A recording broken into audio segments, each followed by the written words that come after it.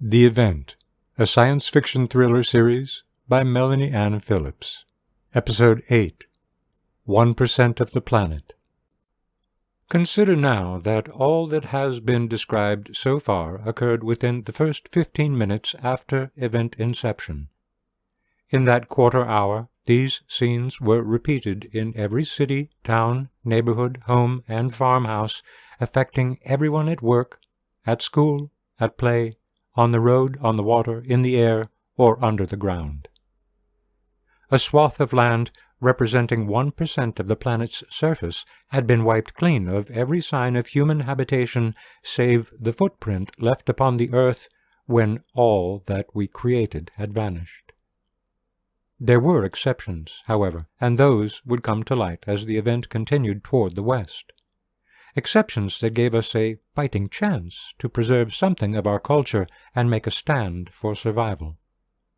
Attempts were made to peer into those areas of devastation so as to better understand and prepare should the phenomenon remain on its current course.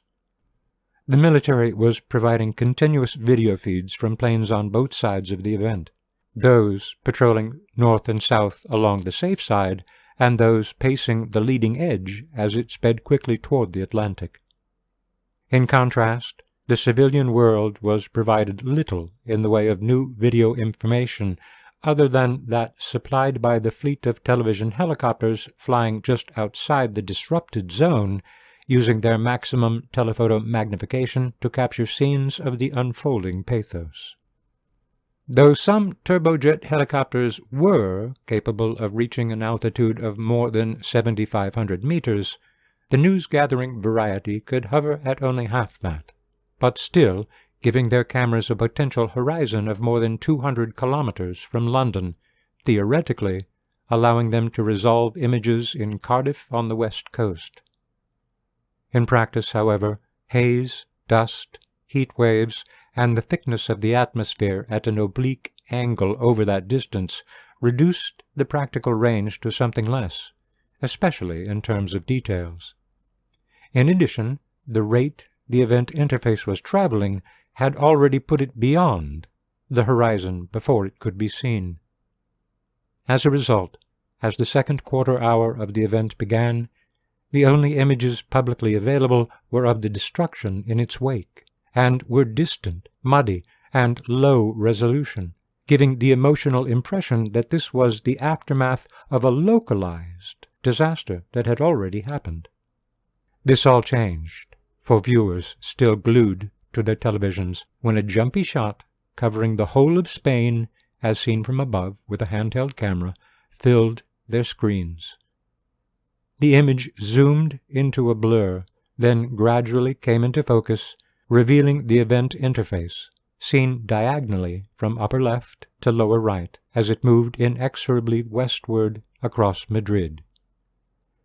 Shortly after the first military video from London was arriving in the United States, a ground controller at NASA had directed the crew of the International Space Station to point their cameras out the window as they approached the Iberian Peninsula and, remembering the tragedy on 9/11, had passed it on in a live feed to news agencies without considering the panic it might generate. Like an invisible eraser, the event passed over Adolfo Suarez Madrid Barajas Airport, wiping it clean, then continued through the suburbs toward the heart of the old city. There was no dust along the interface line and no rubble behind. The buildings and infrastructure were not disintegrating, just ceasing to be.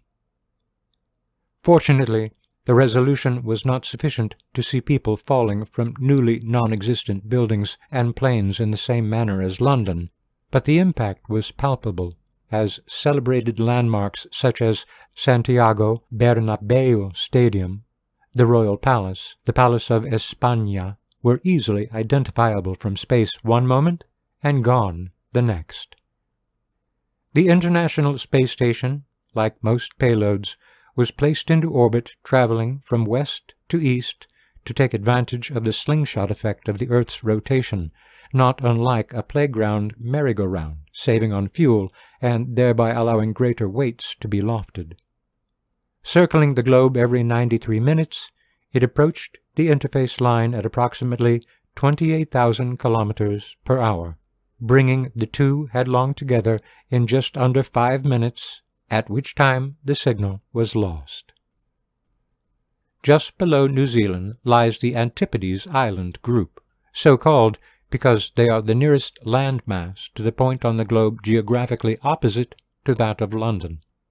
And it was in New Zealand proper, 45 minutes later, at the Mount John University Observatory, that one of its 5 telescopes, following the projected path of the ISS, was able to capture a silhouette image of astronauts' nude bodies as they transited the moon.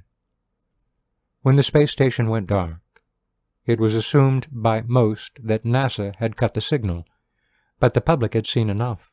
Something horrible, inexplicable, and unprecedented was happening in Europe. What if it didn't stop there? In contrast to the event's straight line, panic spread out from London like a bomb blast in all directions at once. Those to the west, who had not yet been deprived of their televisions, ran from their homes in absolute terror that was more intense with increasing proximity to what was coming.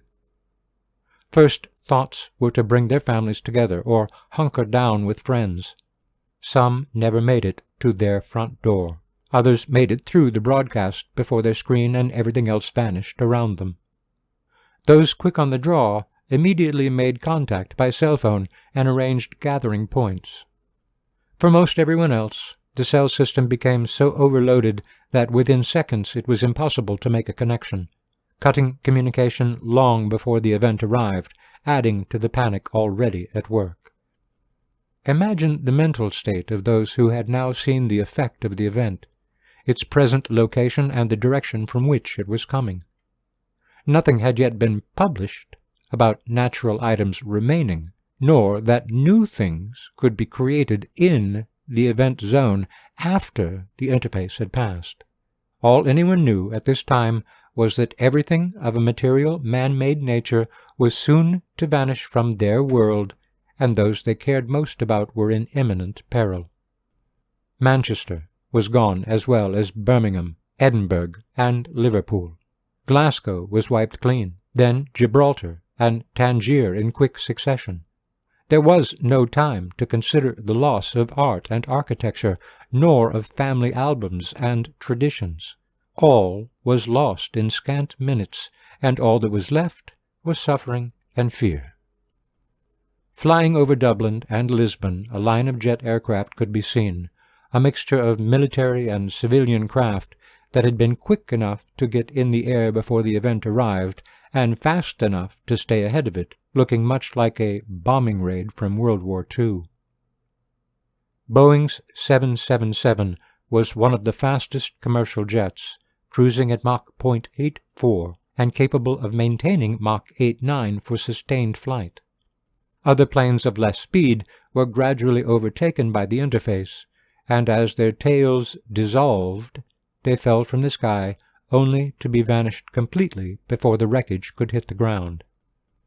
This provided a good, though tragic, indicator of the speed of the event itself. But, as of yet, there was no centralized information center to which it, and hundreds of other observations, could be reported. That would soon change in the second hour. As the first hour closed, the event line had moved past Ireland to encroach on the coast of Iceland, and farther south it was bearing down on the Canary Islands and about to leave the African continent to plunge into the Atlantic on its way west.